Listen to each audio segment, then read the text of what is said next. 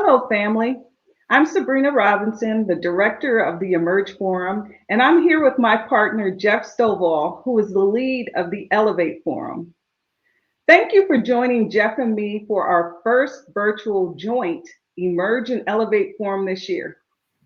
For anyone new to ITSMF, the Emerge Forum is ITSMF's women's leadership meeting that provides attendees with the essential tools to help them advance and overcome obstacles in their technology careers. These sessions offer women of color a place to connect and collaborate with each other to become stronger, more self-aware, and conscious leaders. So, Jeff, will you tell us a little bit about the Elevate Forum? Absolutely. So Elevate convenes Black men and non-binary technology professionals to foster a community and an open network of support and affiliation with ITSMF. Elevate sponsors professional topics such as career growth, challenges, as well as personal topics as physical, emotional, and mental well-being. We're here to serve the ITSMF community and provide support to our Black men and non-binary professionals. Awesome. Thank you, Jeff. So this year, our theme is answering the challenge from surviving to thriving. And today we have a power-packed agenda. So I'm just going to jump right in. We will start with a panel that will discuss the topic Un-Affirmative Action, 60 years and counting. The moderator for the panel is our very own Dane Banbury. Dane is a mentor, coach, author, and friend. He is also a senior director of enterprise architecture at Cox Enterprises. Dane has over 25 years of IT experience and so many deserving accolades. He is a two-time winner of the ITSMF Mentor of the Year Award. That's right, I said two.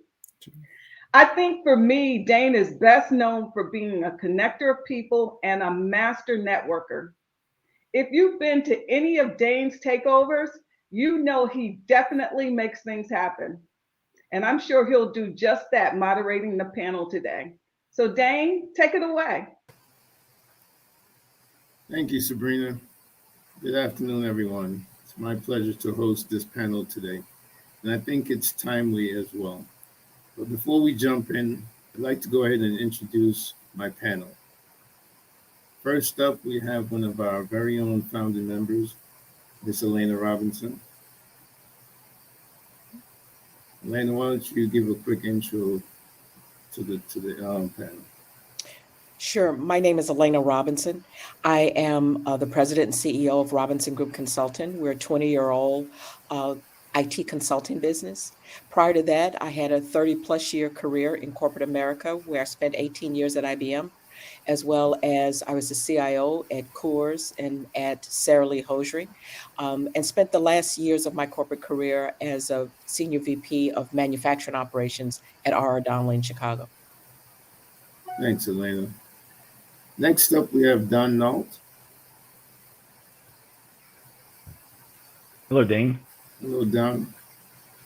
So my name is Don Nault. I'm an executive coach and CEO of Nault Coaching and Consulting. After about a 40-plus year corporate career where I all in technology, and I was able to fortunate to have been a vice president in 2 Fortune 50 companies. And Don is also a member of the board. And last but not least, we have Dr. Eugene Muhammad.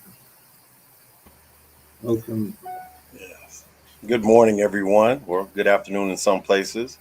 I am Dr. Eugene Muhammad. I am a native of Chicago, South Side.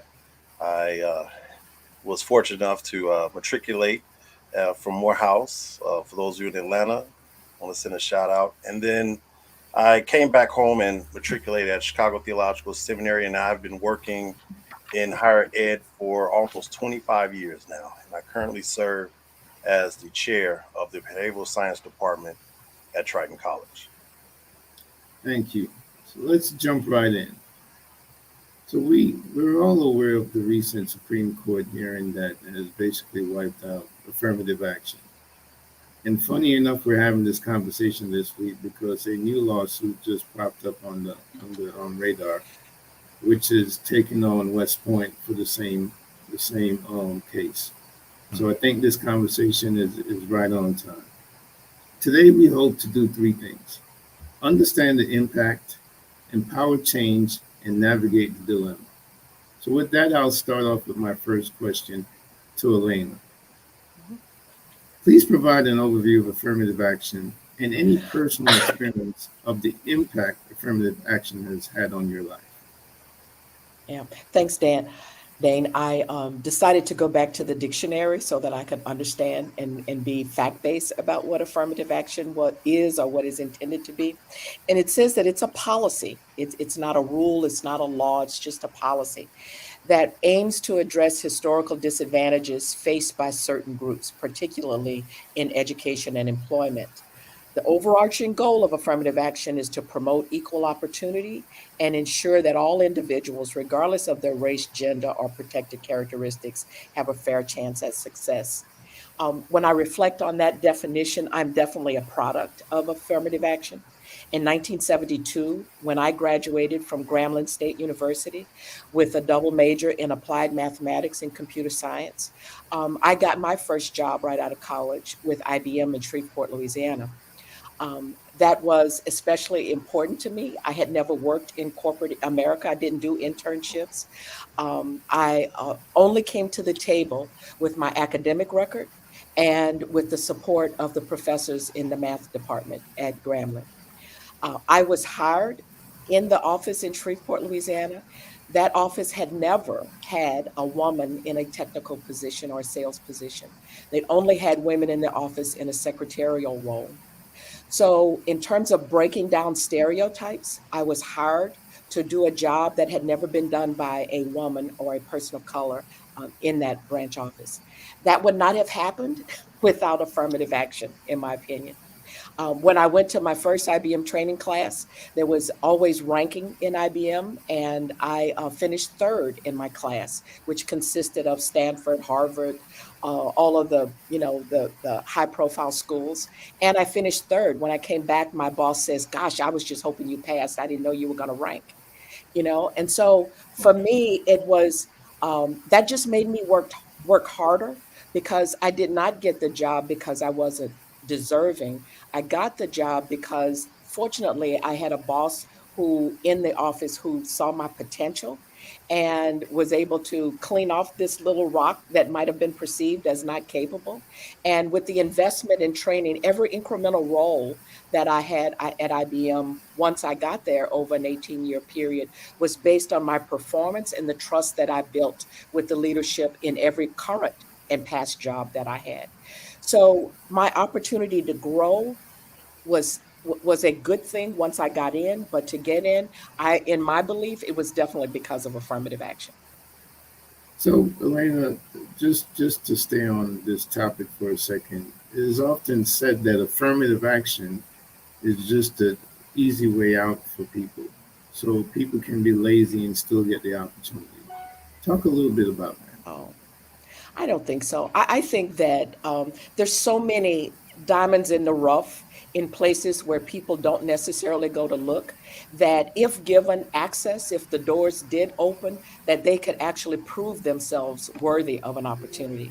And so I think if you don't go looking for them, if you don't go to the places where they are to look for them, and if you aren't intentional about bringing people who don't look like the majority into your workplace, then you never really get the realization of that experience of understanding that regardless of what people look like, that with the right investment, with the right leadership, with the right opportunities, that they too can excel.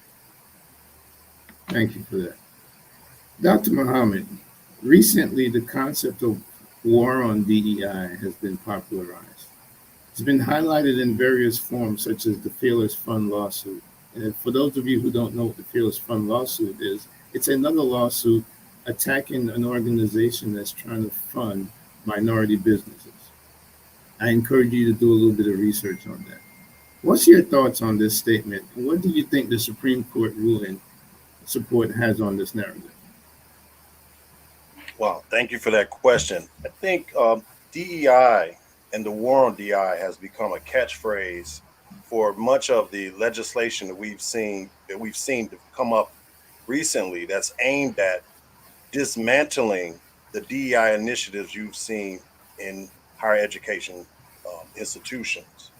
And when you look at it and you look at DEI, the definition, or you look at some of the mission statements, you have to ask yourself, who would be antithetical or in opposition to diversity, equity, and inclusion, and why? And it seems almost counterintuitive that we would all want that. And part of the pushback has been that the DEI initiatives that have been mandated on many campuses across America, they were mandated without any discussion, and they were not sort of invited in a way. So one of the things that I've seen in the language of those who have opposed DEI has been that it has been forced upon us. Now we know, of course, that that's an oversimplification, that it's more complicated than that. Because, well, why not then maybe step back and maybe reframe the initiatives? But instead, they wanted to totally remove the offices and departments that have developed from these initiatives. So what you've seen almost in a categorical manner since April, you've seen more anti-DEI bills coming up across various states, particularly in Ohio, South Carolina, Texas, and Oklahoma. And you've also seen, the movement and sometimes the phasing out of complete departments, laying people off. And so you have to ask yourselves, like, why would there be such uh, a negative response, a knee-jerk response to DEI? And so that has been um, one aspect of this war on DEI. The other thing is that DEI has become an overarching signifier for the liberal agenda. This is what those, on the right and more conservative veins have said. And I think that if you actually peruse some of the mission statements that espouse a welcoming, caring environment for everyone, you see that there's no justification for being antithetical to DEI. But nevertheless, people have taken DEI and they've made it a heuristic for something that it's not. And that has, more often than not, has exacerbated the opposition. I could say the same with CRT. People don't know much about it. They connect it with something else, and then they stand against it. That's the definition of a straw man fallacy. And so you've seen that. And I think part of the response that we need to have is to make sure that we are contributing to what these terms will mean, what they will be operationally defined as, and how they will be framed and presented. So it's very important that our voices are raised and asserted in places where they have been silenced. Thank you for that. The Supreme Court case has been focused on education organizations, but we also have to look at companies. So Don, what impact do you think this decision will have on workforce hiring practices and pipelines for diverse talent? Yeah, Dane, this is a pretty complex problem. And when you look at it, there's two really important parts of the question. And I'd like to start with pipeline, because I think pipeline is where things really, where everything starts. And to kind of build off of Dr. Muhammad's point, oftentimes we think of pipeline as tied to training and education, and making sure that, and our goal should be that everyone should have, there should be equal access, right, to training and education. And so if allowed, the access could be limited.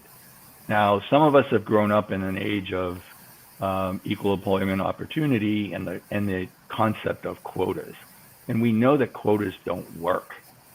So what we have to do is try to figure out, how do we attack the system so that it allows for that equal access so that we actually do have the pipeline. One of the pipelines in the technology field that's really hurting these days, and we know that we need to fix it, address it, is that of cyber, right? There are not enough people within cyber to be able to fill the opportunities. And that means that we need everyone involved. We need, regardless of race, color, creed. It doesn't, from that perspective, we need all of the smarts in the room to be able to deal with that. Building off of pipeline, now we have workforce hiring practices. So now it comes back to, I think, the point that Alana made in terms of being open and looking for the best people with the diverse perspectives to make your team the best. We all have a perspective, but if all we have are people that agree with us, that think the way that we do, we don't get necessarily to the best solution. We get to a solution, but we don't necessarily get to the best solution. So from a workforce hiring perspective, what we need individuals that are in those leadership positions to be driving the actions that we know work and that we know are needed to get to the diversity of talent and diversity of knowledge that we need to get to correct solutions. But as we all know, diversity without inclusion, right, is not the total solution, right? So we also need leaders to be thinking about how do we include, how does everybody understand how they belong and how they're included in both the workforce as well as in the pipeline. So Dr. Mohammed, Don mentioned the talent pipeline. Cybersecurity is definitely one of them. So there's already challenges just to find talent, keep talent. Even from an academic perspective, we've seen the numbers where a lot of minorities may start out their first year in a STEM program, and by the time they get to their sophomore year, they've switched. So what does this decision mean for academia, and how do they prepare for this change and be proactive? Thank you for that question. It really depends on the commitments. I mean, the mettle of the universities and colleges are being tested. If you're true to the principles that DEI, of course, upholds, then now you're going to have to find creative ways to make sure that you're still making that effort to recruit and retain those hard to reach demographics that you just raised. We know that there are certain high impact practices, and among them is creating a very welcoming environment on the campus. That's something that many campuses have not succeeded at. We see the example with Texas A&M recently. They were hiring a very prominent Black journalist, and because of the DEI clamor, they hired her, and then they reduced her contract from a tenure track contract to a 1-year contract, which is a slap in the face. And then finally, she just simply, withdrew from the institution. And so we see that it's going to be important for the institution to reaffirm its commitments to having that diversity on campus. Even if under the banner of DEI, this can't take place, it's not an all or nothing situation. It's not a sum zero situation. You still have work to do, and it's going to be important that you determine what that work's going to be. Some institutions have stated very clearly that they are still committed to the principles that undergird DEI, and they'll be working to commit that work. Others are using it as an excuse to abandon it altogether. Thank you. Elena, ITSMF was founded over 26 years ago, and its mission is to increase the number of Black technology professionals in corporate America. Some may feel that even though the attack is on academic institutions, but this can have an impact on an organization like ITSMF. Maybe they may start, though they may start thinking about going after organizations like us. What does ITSMF have to do? How do we contribute to impacting this change? How do we reassure our members and the mission during these times? Um, Thanks, Dane. When we started this organization, 13 other colleagues and me, when we started this organization 26 years ago, we were adopting a philosophy that was not necessarily popular. But one distinctive trait that we all had was the courage to tackle the topic and to be the voice of the topic in our respective companies. So change is all about courage. You can attack it Mhm. intellectually, uh, but it comes with heart and with courage to stay the course. Even if you started and it gets uncomfortable or if there is friction, it's still, if you believe in the philosophy, then you have the courage to navigate the adversity around it. You never, though, give up. You must stay the course if you actually believe that inclusion matters, if you believe that there are diamonds in the rough, if you believe in the value chain of developing talent, it's the pipeline and the workforce hiring, as Don said, but it's also about retention and growth and development once you do have a job, so that that individual is not just selected but is also developed and given access to other opportunities once they're in an organization. So I think ITSMF has to stay the course, continue to be the voice for those that do have potential and should be looked at and should be presented as viable candidates for whatever potential opportunity an organization may have. Thank you for that. This next question is going to be both for Elena and Don. Both of you are own your own business, to say. Mhm, mhm. From that perspective, what can individual business owners, we're not talking about the large corporations right now, but individual business owners, what can they do in this fight? How can they impact change? Don, we'll start with you, then we'll come back to Elena. Sure. So part of it is really um, accepting, defining and accepting what your principles will be, right? What do you value what are your values as an individual and as a firm, and what's important, and how do you drive for the best results possible? You look for the best people. You you think about, as I mentioned earlier, you think about what does the what how do you build that team, right? What do the people bring to the table that is not all that's not homogeneous, because that will lead you in one direction.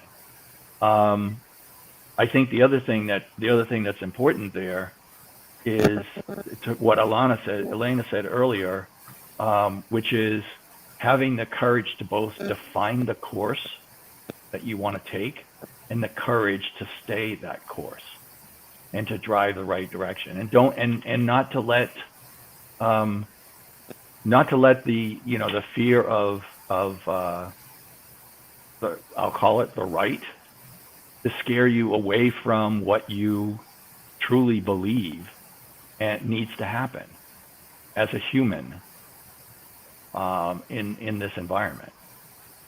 I think that's the start. Elena? Well, I'm 72 years old. I grew up in rural Louisiana. Understanding, I grew up on the south side of the tracks, where you weren't allowed to go on the other side of the track. So my perspective is deep and entrenched in terms of life goes on regardless of adversity. You recognize what the barriers are, what the opponents are, what the adverse opinions are, but you still stay. There is room in this world for me and for others who look like me to be able to continue to experience the success curve. I also think that I don't have to be on that success curve only with people who look like me. I think that I too can be the model of working in an environment with a team where we are productive, where we get work done, where we are able to get more business, and the business that we do get, we're able to deliver quality services. So I think I'm the idealistic person that believes that yeah, there's the negative naysayers and the ones who don't believe that I should exist, but God believes that I should exist, and God believes that I should have opportunities, and that I'm on that bandwagon, and I believe that God created all of us, and so then if the right people come together to make up a team and get business and deliver services, that that's the motto that I choose to exhibit in my own team, as well as what I believe in life. So it's the values that I have and what I practiced, whether I had a diverse team in corporate America or whether I have a diverse team in my own little company. Dr. Muhammad, when the ruling came down, you had leaders of institutions such as Harvard University making statements that they're going to deal with this head on. They're not shying away from this. It was marketing. It's trying to encourage or keep people encouraged that it is not going to have a negative impact from an enrollment perspective. But it's yet to be seen. The data is yet to be proven. From an academic perspective, what do institutions have to do from a marketing to ensure and instill those students who are coming in who are even considering applying to predominantly white universities? Again, thank you for that question. They are going to have to be explicitly hospitable. And I think that's, again, when we talk about high impact practices, you have to wave the banner of welcome. And not just welcome, because you don't want them just to come, you want them to stay and you want them to thrive and to be successful. And so they have to wave that banner. They have to highlight the resources that demonstrate the intentionality of supporting you once you get here. So I think some institutions have done that better than others. And so there are concerted efforts to kind of combine and learn from one another, the institutions as such, but they're going to have to make it very clear that we're here, we want you here, we want to keep you here for the duration that you need to be here to successfully matriculate, and we are committed to your success. And I have to say this, as department chair, I'm noticing that has to trickle down to the microaggressions that occur in these classrooms, because often you've discovered that the faculty have policies and practices that are antithetical to the hospitality that I just conveyed. And so even on the departmental level, it can't just be the mission statement. It can't just be, the vision statement. It has to trickle down to practices that are occurring, of course, because that's where the students are and that's where their experiences are going to be. Hey, Dane. Yeah. Can I add on to something Please Dr. do. Muhammad just said? Yeah. Right? Because that last point certainly spills over into the corporate life, right? Because if we don't, as I say, if we don't inspect what we expect, Yes. if we don't look for, if we can have the greatest mission statement possible, but if we don't make sure that the levels of within the organization are living those principles, we're not fulfilling anything, right? So it's your point is really well taken across the industry, not just education. Elena, Don, both of you have worked in large industries. Flip it on that side. How do you think large organizations are going to respond to this ruling? Even though it does not directly impact them under the ruling, but it does have an impact to them, especially in the pipeline. What's your thoughts on that? Elena, you first, and Don. I actually think you're going to see all flavors of it. I think you're going to see some who are going to have the courage to stay the course, and they are going to continue to have, they're going to continue to look for diverse talent. They're going to continue to manage their high potential lists and invest in people and help them to grow. And they will continue to give meaningful roles to people who look like whatever they look like. I think that I'm optimistic, and I believe that there are companies who can still do that. I think that there are going to be some companies who will feel relieved that their behavior to do the opposite will be okay, and that they can go back to whatever their basic beliefs are, and they will stay the course and continue to be comfortable and happy in a homogeneous environment. So I think both flavors will exist. Don? Yeah, Elena, you hit the nail right on the head there. I think that the other thing I would add to what you said was you also have some situations where people will need to step back. Corporations will step back and go, okay, I know I need to survive in this, well, I'll call wacky environment. I know I need to survive in this environment. What can I do to continue the focus that I have on DE&I, on driving diverse workforce, and yet figure out how do I deal with the potential impact that may be coming at me from a financial perspective. We're seeing some of that happen right now. I mean, in some of the work that I'm involved in, I mean, we have corporations that are stepping back and going, okay, so how do I deal with the backlash on DE&I, right? How do I adjust my methods and my words to be able to continue the focus that we know is the right focus, and yet at the same time get myself out of the negative spotlight, if you will. So I think that, but also to your point, you also have a lot of companies that made commitments after the murder of George Floyd. And what we see right now is that while some of that has been addressed, has been followed up on, there is not enough that has been done. And people and companies are retracting a bit from what those commitments were. Can I just interject something? I mean, you all are right on. I think Alana's point about courage is so important, because we just saw 13 Republican attorneys general send Fortune 100 companies warning letters threatening that we are basically coming for you.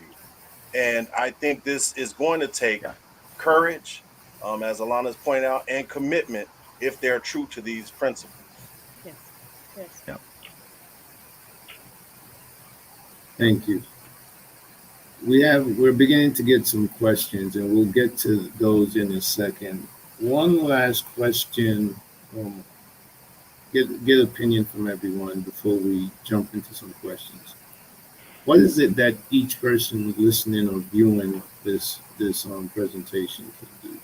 What can they take away to continue to fight at whatever level, whether they're in academia, they're working in corporate America, they own their own business? What is that 1 or 2 points? We'll start with you, Don, then Dr. Muhammad, and then finish up with you, Elaine. So I think that part of it is building their network, right? Trying to understand who are their allies, who are the detractors, how do we leverage the allies? And for the allies, I'll think about it in terms of their intentionality, right? They can't just say or play as being an ally. They need to be it. They need to demonstrate that they're there for the long haul. They have the courage, to Elena's point, to stay the course.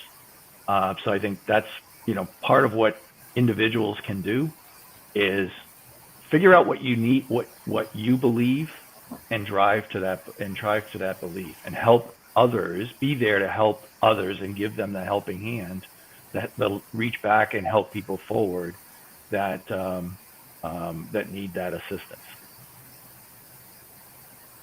Thanks, Don. Dr. Muhammad?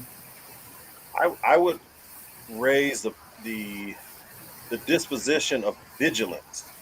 Earlier, I think Alana was talking about change, and because we know change is it's a constant, so we have to remain vigilant politically. We have to remain vigilant socially, economically, and so in every facet of our engagement of the social sphere, we have to remain vigilant. We cannot keep resting on our laurels when we see, oh, we have a Democratic president, now let me relax. I think what one lesson we could take from this is that that the importance of being vigilant, not just in the macro politics, but micro politics, your local politics. You have to be vigilant. And I think we also have to make our young people aware of the situation. I don't know if we do enough of this. Aware of the situation within which they find themselves. They didn't create this, but they're finding themselves there. But I don't know if they're aware of the realities that they're facing. So from our positions, we have to encourage young people to educate themselves about the realities that are out there. And then we have to also, with that, invite them to some actions, support institutions, support ITSMF. We have to start supporting initiatives and institutions that are doing some of this work. And of course, that allows us to relax and enjoy life. You don't want to be just, when I say vigilant, I don't mean you become like a vigilante like Batman, against racism. But, as you enjoy life, you do your part in these ways, of course, that are strategic. Yeah, I like that point about do your part. And do your part is important, whether I am the worker or whether I am the leader. I have a role. As a worker, it's to do my part so that I don't fit stereotypes of lazy or not worthy and all that. I do have a work ethic that demonstrates my capability as well as my potential. If I'm the leader and I have a seat at the table, then it's my responsibility to use my voice, to be an advocate, to do the exception, to be and convince and show that my peers that these selections, this investment, talent investment is necessary and it's possible and it has a return on value. And so I think regardless of where I sit in the spectrum, I have a role to, if I believe it, first you got to believe it. If you don't necessarily believe it, then it's kind of hard to execute either side of that. But if I'm a worker, demonstrate my work ethic, give my all. And if I'm the leader, to make sure that I don't lose my voice because I've achieved the opportunity to be at the table. Thank you. I hear vigilant, advocate, and use your spot at the table. I think those are three powerful components that we all can take away. I think we'll go to some questions now. Can I just share one nugget? If you all can, this book here, The Sum of Us, is an awesome book because it does this kind of this cost-benefit analysis of the things that we're talking about. And in particular, it talks about leveraging your position where you are and doing your part where you are. Thank you for that. So our first question is, can we keep the fight in the legal arena? You have to. You have to. You have to. Oh, you have to. I mean, when you look at, and I'm going to inject this one point. When you look at what happened, another text that I would strongly suggest is Inherently Unequal. And in that text, it talks about how the Supreme Court was used to pave the way for Jim Crow. So this is not new. Usually these actions that are taken by people who have certain ideological commitments, racist commitments, classist commitments, right? They usually go to work in the law. We know this. So we have to be clear that this is not chess, this is checkers. So not just being a part of lawmaking on the macrocosm, we're talking on a local level. You talk even law enforcement. Like we have to fight this, but definitely there's a huge fight in these courts. So I am for, again, invite young people. We need an army of lawyers who are willing to fight these fights on behalf of people who are being marginalized. So yes, absolutely. Thank you. Next question. Which tangible metrics, KPIs, do you recommend to hold institutions accountable?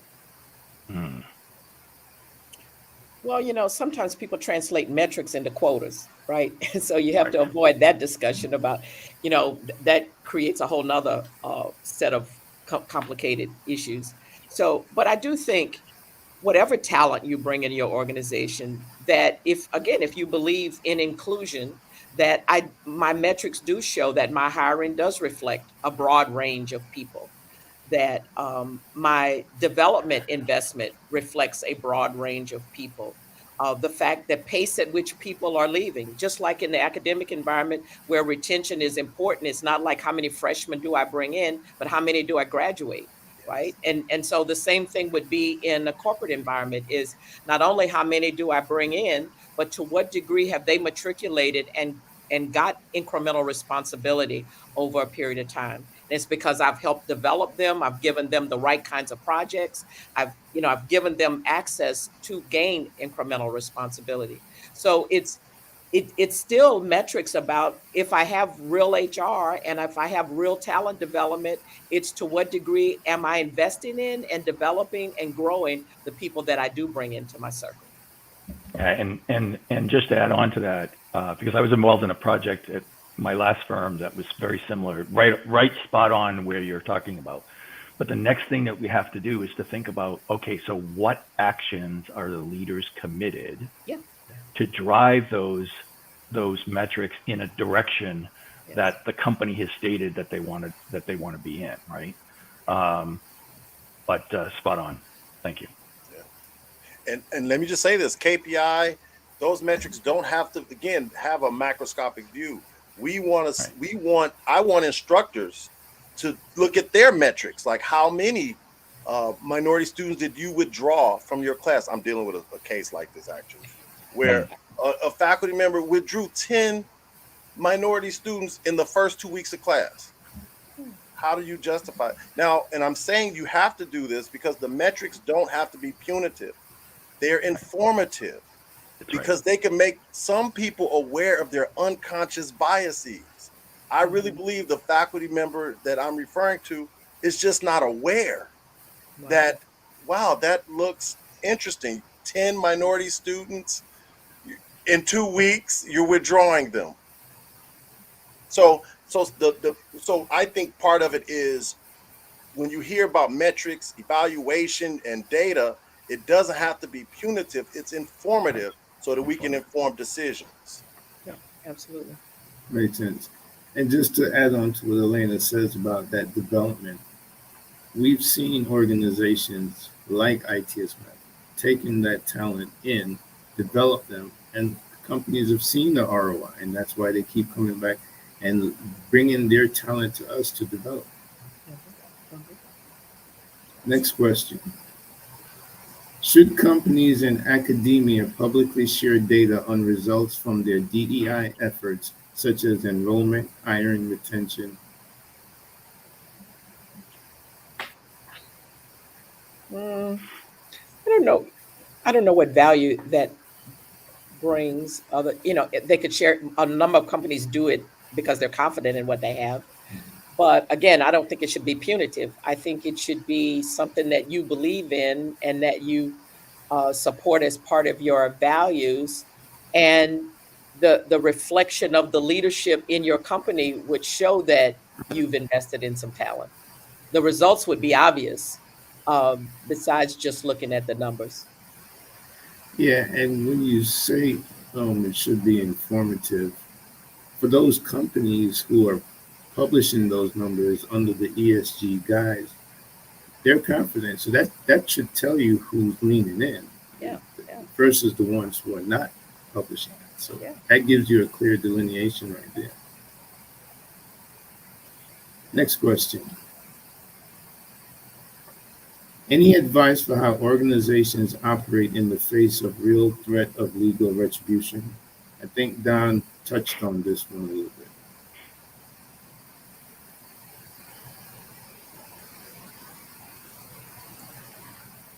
I don't know. I'm not a lawyer, so I don't have the legal. Yeah. But I know from, I mean, what I'm reading, I think it's imperative that the private sector does not have a knee-jerk response to these threats. And I think that happens. They'll step back out of fear in an attempt to avoid the possibility of a lawsuit. Anybody can file a lawsuit. I mean, you can't stop somebody from doing that. So the threat of a lawsuit should not stop people. And so it ties back to what they have, what we've said earlier. You are going to have to be committed to these principles and stand on it. Yeah, you're going to be challenged in court, but just make sure that you are, of course, doing the right thing, but you're rooted in a just cause, and hopefully you got a good lawyer. I see it analogous to bullying. It is. You can get bullied into believing that what you're doing is wrong, and you can, if you can prove it and you're confident in it, you can take the bully on. So I wouldn't necessarily acquiesce to a bully with it if it's something that I believe in. I like the reversal. I like to see it when the David take on the Goliath. Those stories always excited me. So I think we have to, support companies and organizations that are committed to fighting the good fight. I mean, I think we have to start doing that, being a little more conscious with our support and our, consuming of goods and services, and make it clear that we are supporting organizations that support just causes. Next question. How did we get here?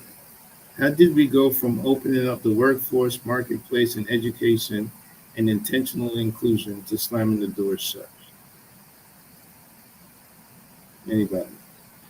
I said we've always been here. Always. Yeah. It didn't just happen. I think, again, I grew up in segregated America. I'm 72 years old. I don't think we just got here. And it's cyclical. I'm sorry, go ahead, Don. Yeah, no, I would add that sometimes even in the pandemic and with George Floyd and doubling down on companies may have been a misdirection for a short period of time that we were completely getting away from, to what Elena's saying, that we've always been here. That was just a small blip in trying to move forward, but it's always been the same. And I go back to that vigilance. You cannot, this is chess. You cannot take your eyes off the board. I think too often Black communities, we have used certain dressings as justification to become less vigilant. I think, the Obama years, we saw that, and I think we got what we got with our last president. As a result of that, I think we got a little complacent politically. And so I would just echo that, we have to study history. It's cyclical. We've been here before. And these kinds of actions, they start with legal precedents. This is why this is no light matter. And you saw, again, just yesterday, they filed another lawsuit. The Students for Fair Admissions filed another lawsuit. Now they want to sue West Point, because they need a precedent to kind of justify what they really want to do. Because in the Supreme Court decision, they exemplified West Point and other military academies. Well, they did that, which allows a caveat, and that's room for us, actually, for our lawyers to take advantage of that. But they want to eliminate even that exception. That's why they're bringing that lawsuit against West Point, and then, of course, subsequent military academies. So we have to study history. We have to study the moves that those who have other ideological commitments, I'll say it that way, because racism is an ideological commitment. It makes no sense. And one of the ways to dismantle it is to confront it head on with its irrational absurdities. You're not supreme because of the color of your skin. You're not supreme because of your gender. That none of that should be calculated into the merit of or the quality of a person. I think we have time for one more question. We should reframe the conversation to highlight some of the key points. Imagine that the law prevent NBA from hiring Black players. How would the audience react? Well, we might not have basketball or the NFL or the NFL for that matter. Right. Yeah. Yeah.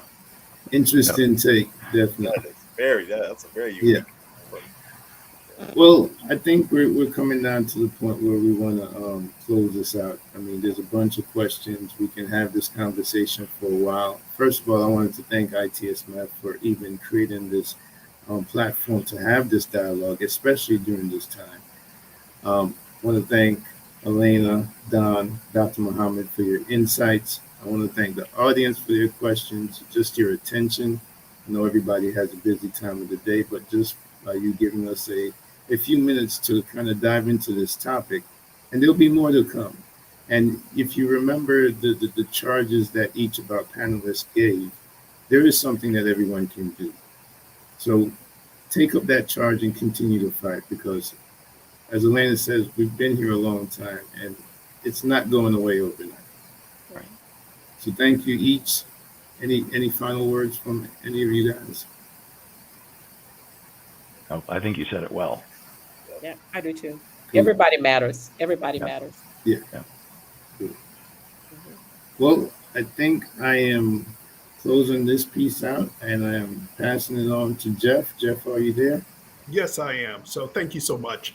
And again, I'd like to say thank you to the panel as well for your incredible insights today.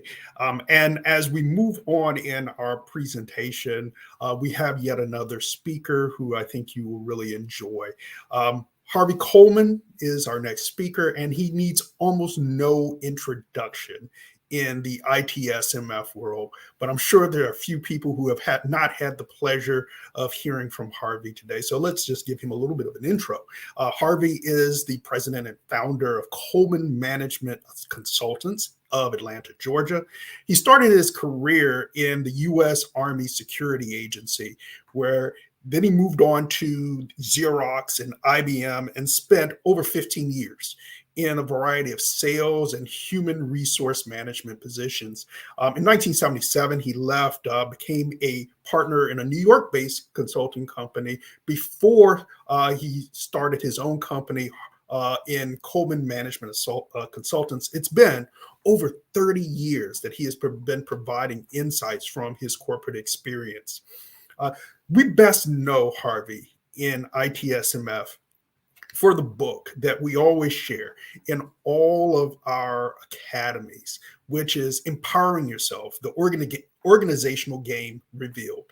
And it helps our members and our students who are in our academies to understand how to navigate the challenges of corporate America and overcome those challenges to be able to succeed and rise. Harvey is an active patron in the Atlanta Symphony, the Atlanta Ballet. He's been on a number of boards for the Boys and Girls Club of Metro Atlanta, the Boy Scouts of America, and he's currently on the board of directors of the Georgia Museum of Art in Athens. But Harvey has amazing insights over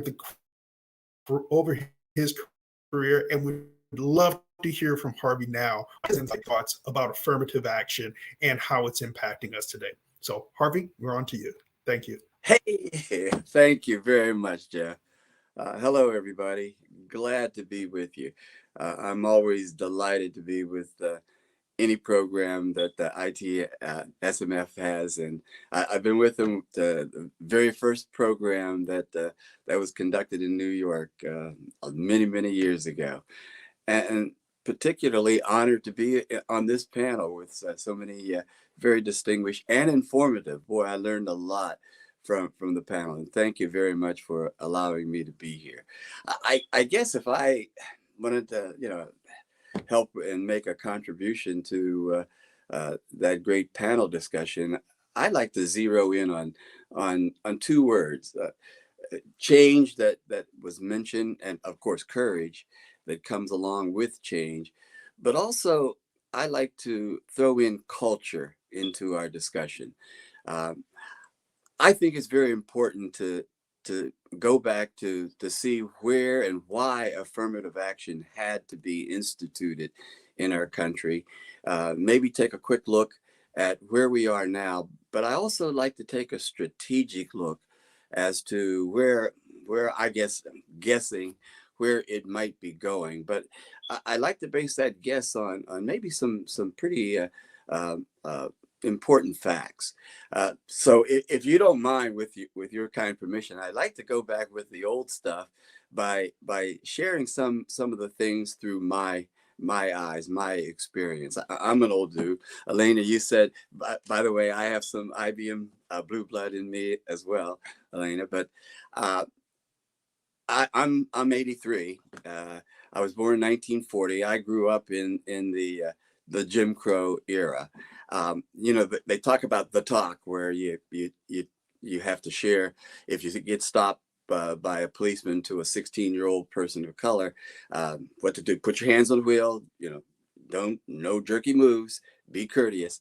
Well, my first of the talk was when I was 9 years old, and my father told me that when a white man walks down the street, Harvey, I want you to go to the curb and never look him directly in the eye. And at that time, that was called teaching good race etiquette. And this was, by the way, a northern city, 50 miles from Pittsburgh. But in that Jim Crow era, I had to sit in the balconies at the movies.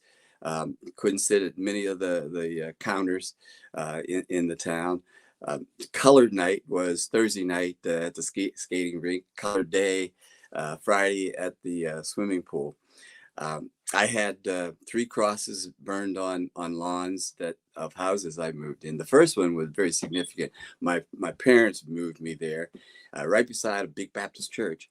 And that night, big cross was on the lawn, and I thought the church was welcoming us into the neighborhood. And I ran in, told my mother and father, and of course, panic ensued. My father stood at the window, and I can see it today, a light glaring off his face. And my mother, normally calm, was saying, "Get away from the window, Harry. They're going to kill you. They're going to kill you." I was pulling at his leg, and he looked down and said, "Harvey, don't you ever let anyone keep you from doing what you have a right to do."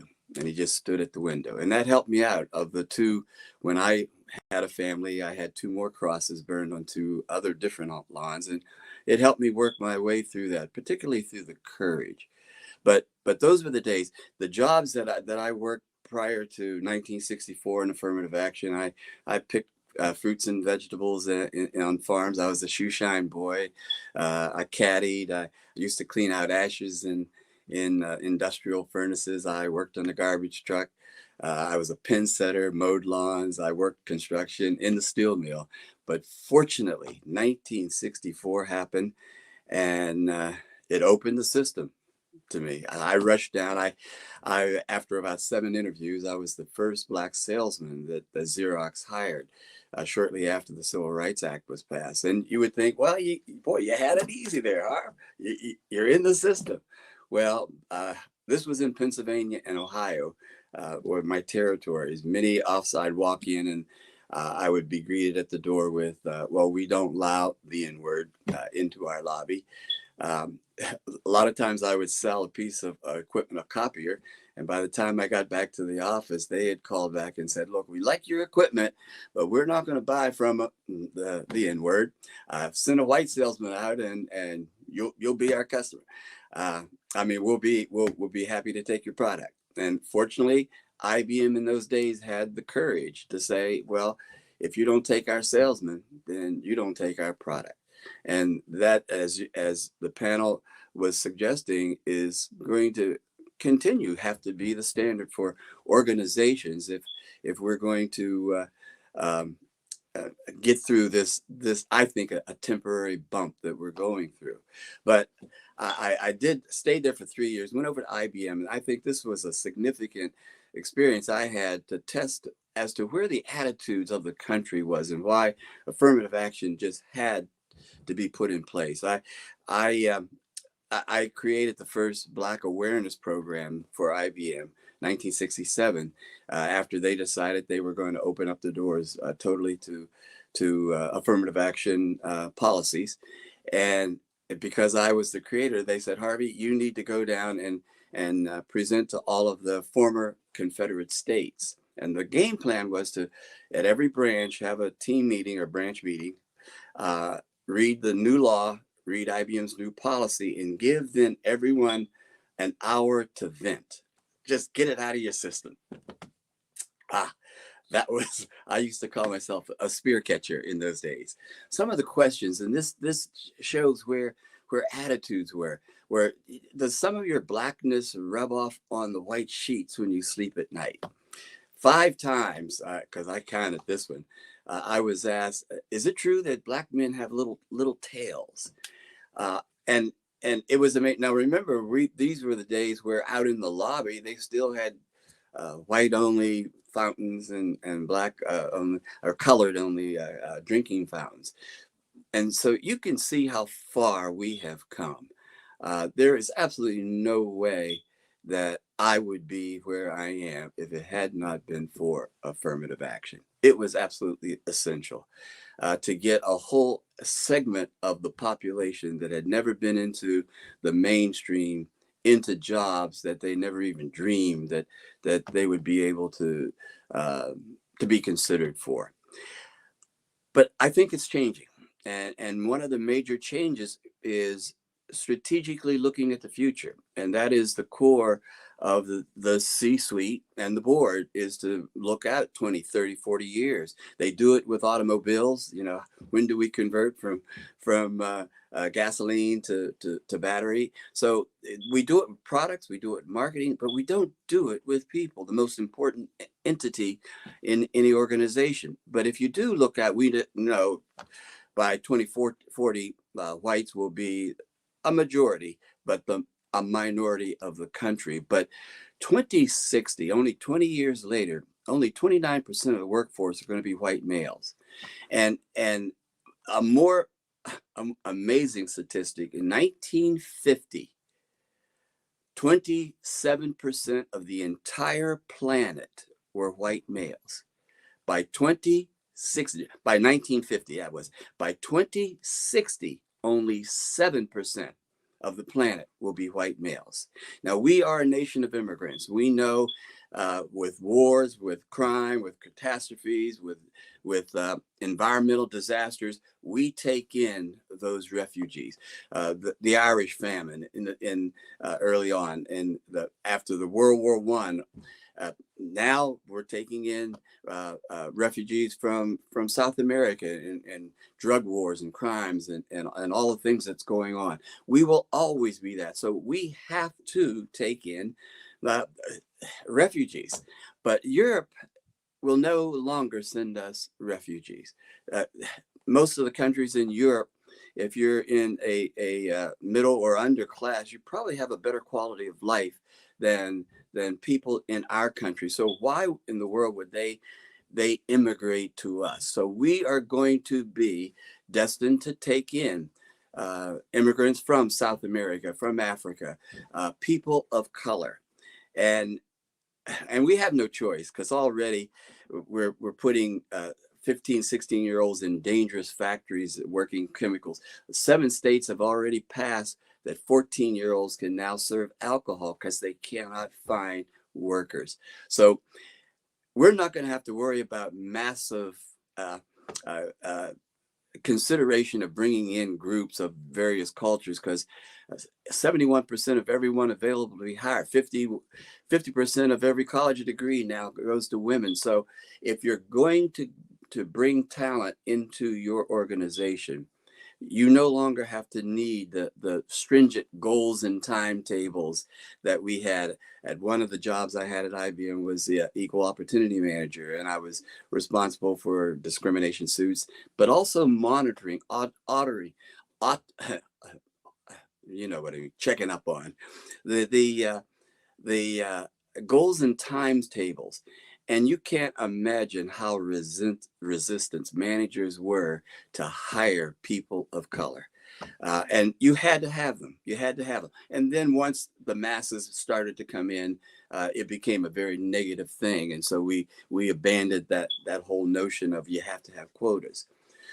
But if we look forward, I hope and pray that we never abandon affirmative action, developing people and bringing them into our system. That has to happen.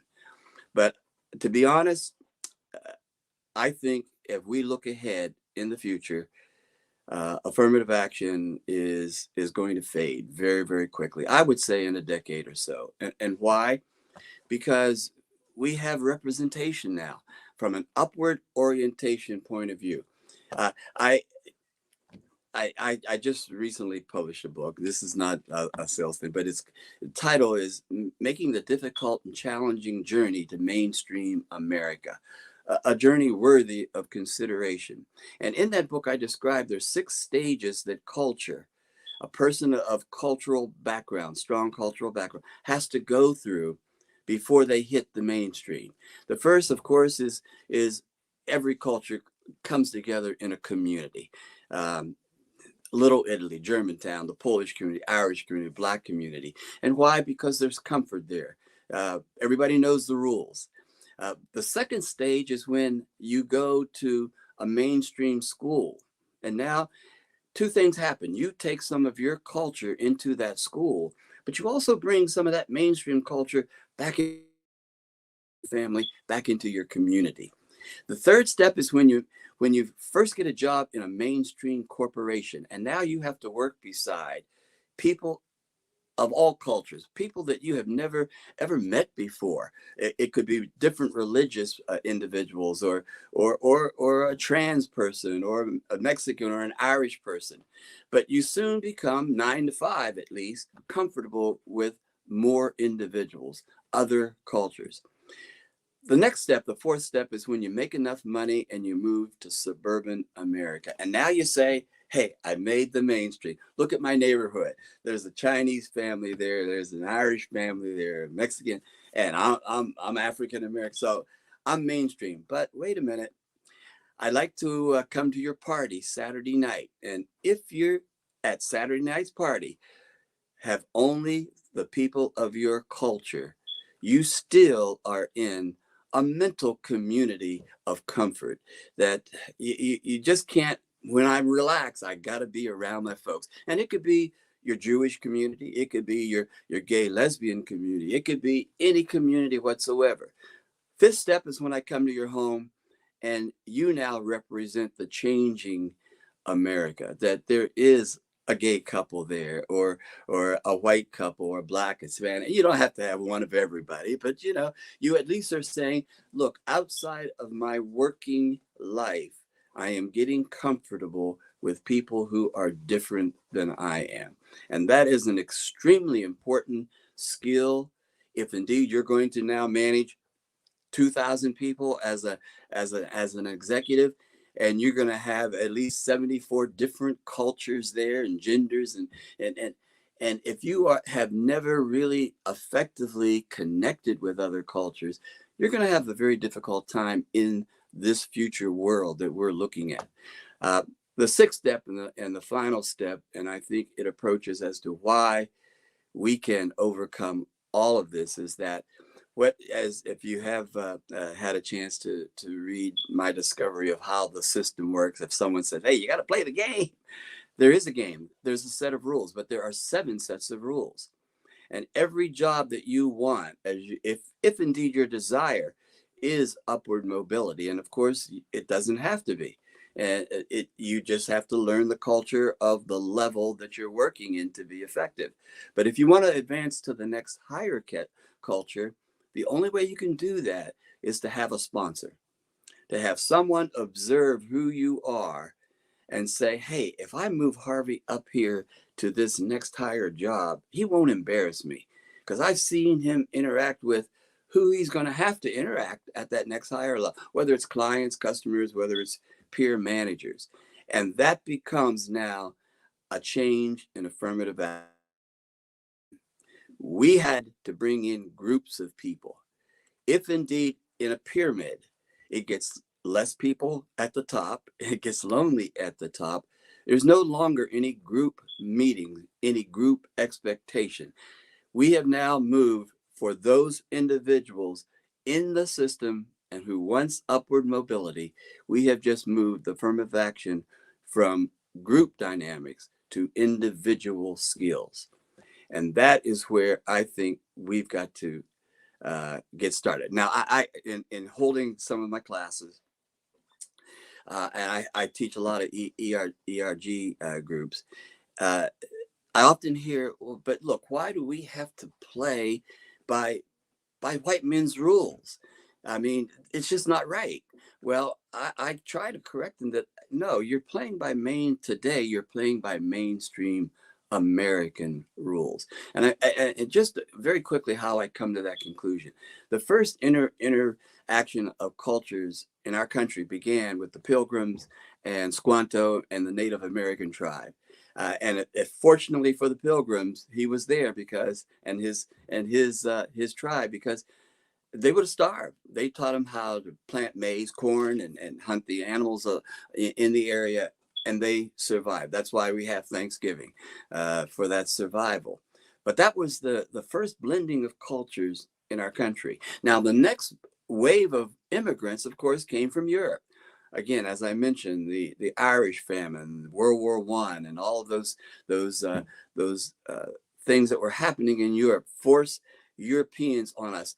It takes those generations, how many generations to go from living in your community to getting into the mainstream to a position of making the rules. Well, the Irish at one time considered the scum of the earth. As a matter of fact, New York Times wrote an article about that they were half humans. And now, of course, it took John Kennedy how many generations before, and they still question an Irish Catholic president? How can we have that? It is the journey that every culture has always made, every culture has to make. But it soon leaves the culture because many people in that culture, a lot of people do not want to leave Little Italy, and they have a right not to, and they can make a huge contribution. African Americans, many people will not want to leave the African American community. They have a right to, and they can make a huge contribution. And because those contributions flow over to mainstream. Yeah, hip hop, 50 years anniversary. Where did it come? Jazz, 50 years. And today, Mexican regional music is now making an impact. And so we need those manufacturers of arts and values and cultures coming from all of our cultural communities flowing into mainstream America. But the moment I get into an organization and I now want to move my job to another level, I've got to now start to grow and change myself. The system is not going to do that for Harvey Coleman. And so it's no big deal. It's like if you want to go to France and you might be the best technician in the world, but if you can't speak French, if you can't connect with people, then your technical skills are not worth that much. Matter of fact, you probably can't even be considered for the job. And that's what's happening. We are not teaching our emerging children the rules of the game. Now, boarding and prep school does that automatically for that higher level, that level 7, level 6 child. They get it automatically in their schools. And so whenever I say to a young African American in my class, well, why don't you try the ballet, maybe the opera? I don't want to play by those old white men's rules. I said, well, have you ever heard of Paul Robeson? Have you ever heard of Marian Anderson, Leontine Price, Jesse, some of the greatest opera voices that the system has ever heard? Have you ever heard of Alvin Ailey, Misty Copeland, considered the best prima ballerina in the world today? All African American. Tiger Woods in golf. Who's not heard of the Williams sisters, Venus and Serena? Today, U.S. Open champion, Coco. We do not have to consider anymore that this system is only made up and contributed by white males. These are now rules that every culture has made. I mean, gigantic contribution. Mexican, Lee Trevino, Chi Renegolf, and tennis player Nadal. We just cannot say it's no longer a white person's. We can no longer say it's a white person's world. It is a mainstream American. Now, here's our challenge. I think affirmative action with people inside the system will fade within 1 to 2 decades. We're seeing it now, because one reason, and I please excuse this for reading, we might not realize that today in the president's cabinet, excuse me for referring to these notes, 8 of his administrators are white males, 12 are women, and they control and have the final decision power. Cardinal rule in the game, who's ever at the top of the pyramid has the right to make the rules. Heading these departments are women: energy, commerce, treasury, interior, national intelligence, small business administration, science and technology.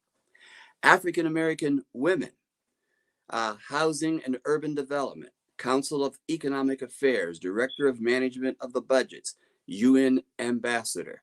African American men, head of all of the military, the Army, head of all environmental controls. In the cabinet itself, the president has 1 Hispanic man, 1 Native American, 1 gay man, 1 immigrant, 1 Asian woman. We have 4 women on the Supreme Court, 2 African Americans, 1 Hispanic American, who now have the final decision on what rules are proper. We can no longer say that we are not in this system. What we can say is maybe we've got to, as an individual, decide exactly where do we want to go in this system? What impact do we have to have? And number 2, you have to learn the rules. You cannot play any game effectively if you don't know the rules of the game that you play. And who cares who started the game?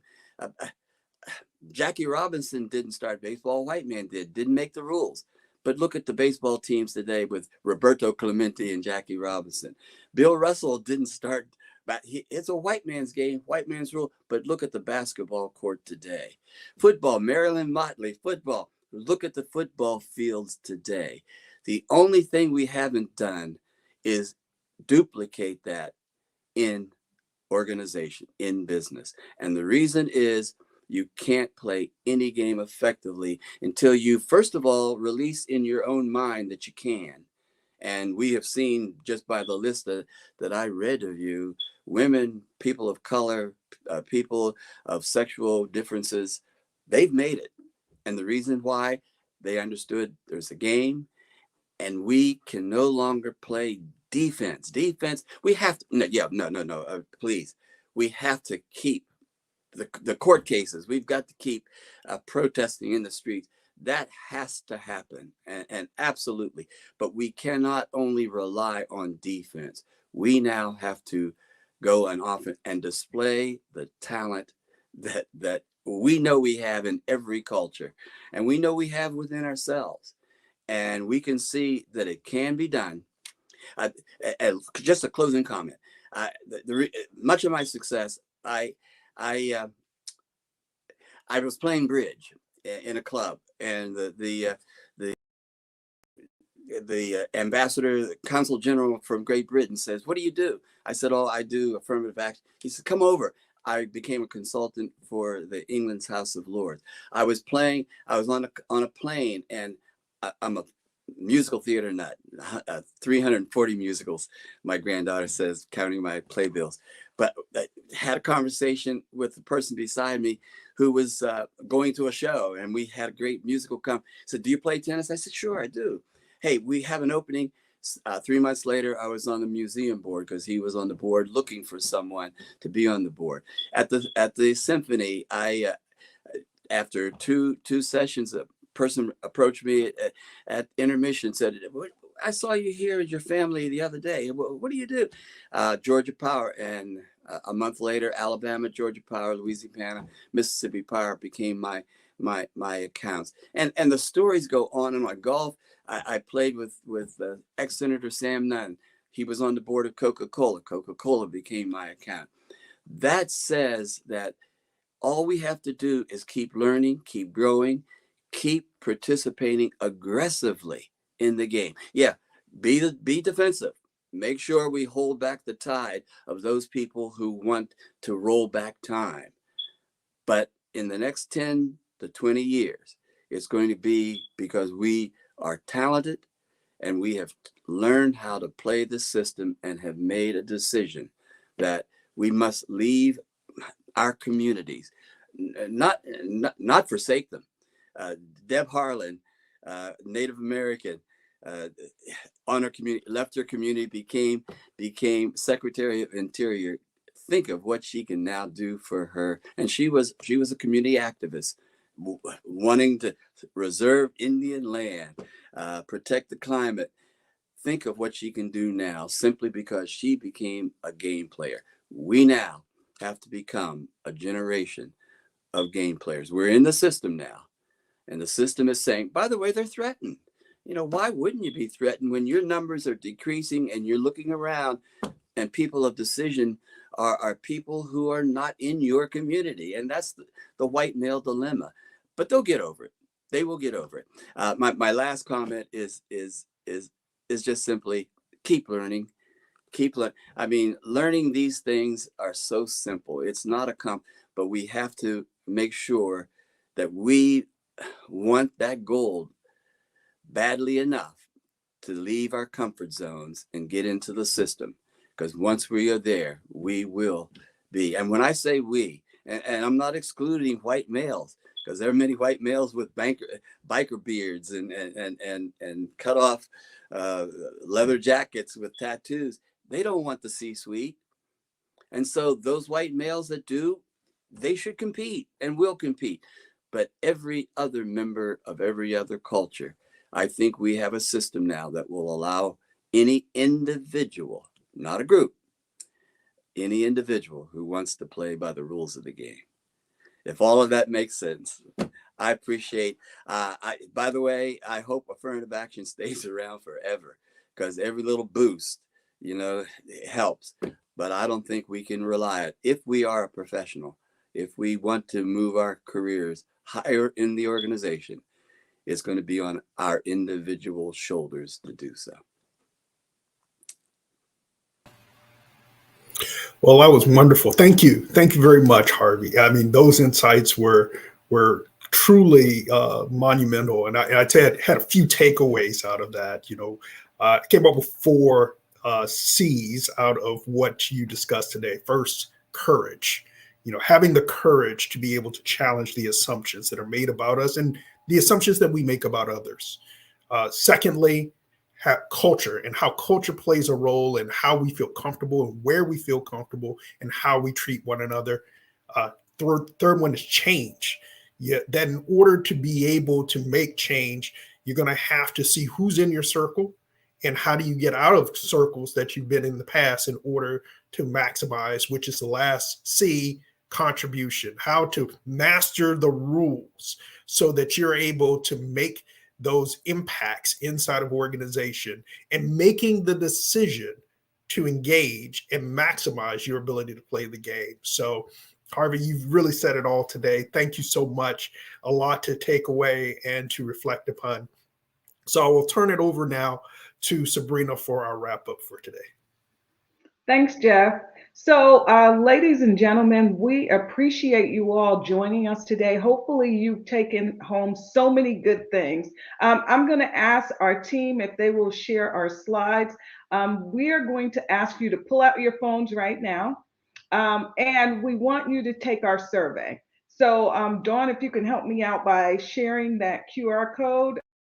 We want you to share your feedback because this is the only way we get better. So if you could just take a couple minutes out right now, take a snap and fill out the survey for us. We want to provide not only feedback to those who have spoken today, but also feedback to our committee so that we know what is on the hearts and minds of the audience and how we can improve and make contributions that benefit you and your career. We can move to the next slide.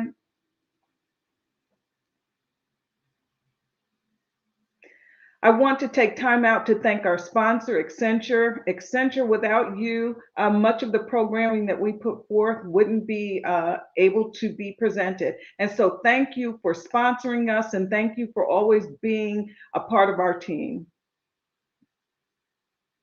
Answering the challenge. We have S223 coming up in October, from October 29th through the 31st in Austin, Texas.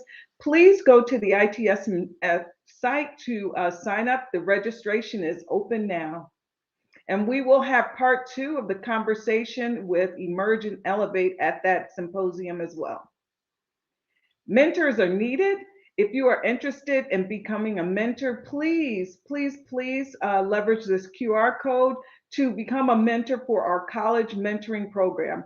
ITSMF is not only paying it forward to all of us in our careers, but we're also reaching back to help those that are in college and in need of mentors. And so if you have something that you want to share with this future generation, please click on this link and fill out the information. Lastly, if you are interested in membership with ITSMF, the link or the information is at the bottom of the slide. Please reach out. The director and the VP of membership will reach out to you and answer any questions that you have regarding ITSMF, our offerings, and membership. So, Jeff, we just want to thank you again. Any final closing words, Jeff?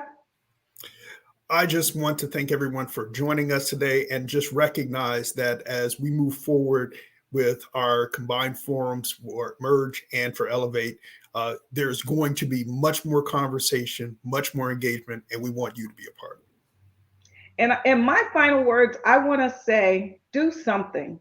And if you're going to do something, dominate.